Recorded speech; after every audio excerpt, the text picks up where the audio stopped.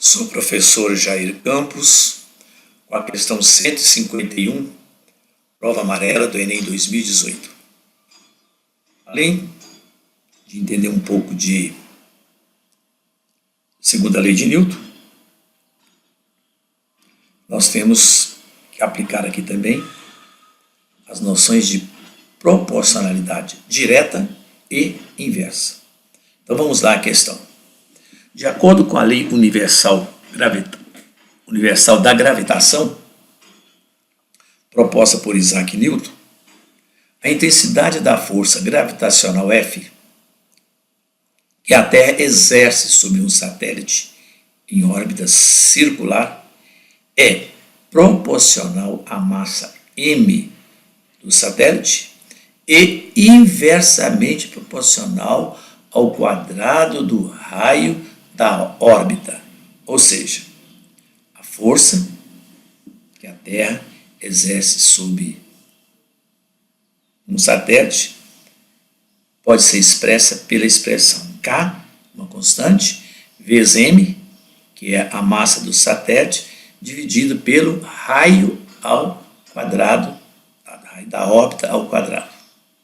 Então, no plano cartesiano, três satélites A, B e C estão representados, cada um por um ponto de abscissa M e ordenada R, cujas coordenadas são, respectivamente, a massa, M a massa do satélite, e R o raio da órbita em torno da Terra. Temos aí o gráfico. Com base nas posições relativas dos pontos no gráfico, seus pontos A, B e C, deseja-se comparar as intensidades das forças. Força da Terra sobre o satélite A, força da Terra sobre o satélite B, força da Terra sobre o satélite C, da força gravitacional que a Terra exerce sobre os satélites A, B e C, respectivamente. Aí vem a pergunta: as intensidades dessas forças, F de A, F de B e F de C, expressas no gráfico, satisfazem a relação. Temos aqui as relações. Então vamos lá à resolução. Considerando o gráfico, a fórmula da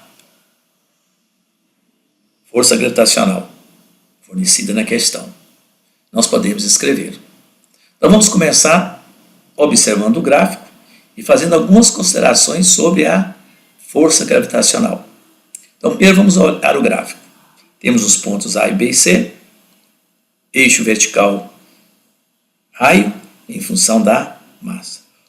Os corpos A e C têm a mesma abscissa, então eles têm massa iguais.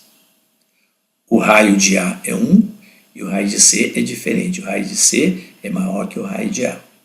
Da mesma forma, o satélite B tem massa m de B e o raio é igual ao raio de A. Super importante para a solução do problema. Em seguida, a forma de Newton, né? Força gravitacional vai ser G vezes a massa, a força gravitacional. Aliás, a força de atração vai ser a gravidade vezes a massa de um corpo, vezes a massa de outro corpo, dividido pela distância entre eles. No caso de dois corpos quaisquer, no caso da Terra, no caso nosso aqui é o raio da órbita. Então, D aqui é o raio da órbita do satélite em torno da Terra. E o K é o valor da gravidade, G, a constante gravitacional, e M1 é a massa da Terra. Quando a massa da Terra é constante, a constante gravitacional também é a mesma. Pontos próximos da superfície da Terra, a gravidade é sempre constante. Então, eu multiplico duas constantes, G vezes M, eu substituo pela constante K. Então, K é a constante que representa o produto de G, constante gravitacional, vezes a massa da Terra. E M vai ser a massa do satélite. Então, com essas considerações, nós podemos iniciar o nosso trabalho. Então, a força de atração da Terra sobre o satélite A vai ser constante vezes a massa do satélite pelo raio ao quadrado.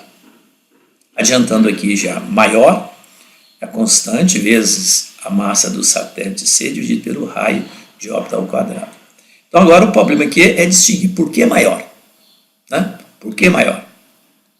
Porque quanto mais próximo da Terra, maior a atração da Terra sobre o corpo. À medida que o corpo afasta da superfície da Terra, a força gravitacional vai diminuindo. Como o satélite C está mais afastado da Terra do que o satélite A, isto é, o raio de órbita de A é menor do que o raio de órbita de C, então nós podemos concluir que F de A, aliás, a força sobre o satélite A é maior do que a força sobre o satélite C, por estar mais próximo da Terra. Está mais próximo, é atraído com força maior, ou então F de A é maior que F de C.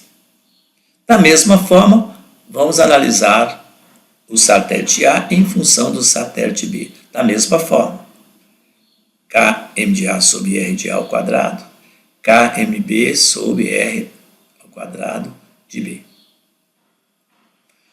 Menor por quê? Eles têm o mesmo raio, a distância dele da superfície da Terra é a mesma. Então, o que tem massa maior, no caso aqui, o B, o que tem massa maior, é atraído com uma força maior. Então, a força do satélite A é menor do que a força atraída sobre o satélite B, ou que o satélite B é atraído com uma força maior do que o satélite A. Comparando essas duas relações, né, F de A maior que F de C, F de A menor que F de B, pela propriedade transitiva da desigualdade, olha, F de A é menor que F de B. E F de A é maior do que F de C. Então, se é maior que F de C, ele está à direita. F de A é menor que F de B e F de A é maior que F de C. Então, F de C é menor que F de A, menor que F de B. Voltando à página anterior, nós vamos ver que a resposta da questão é a letra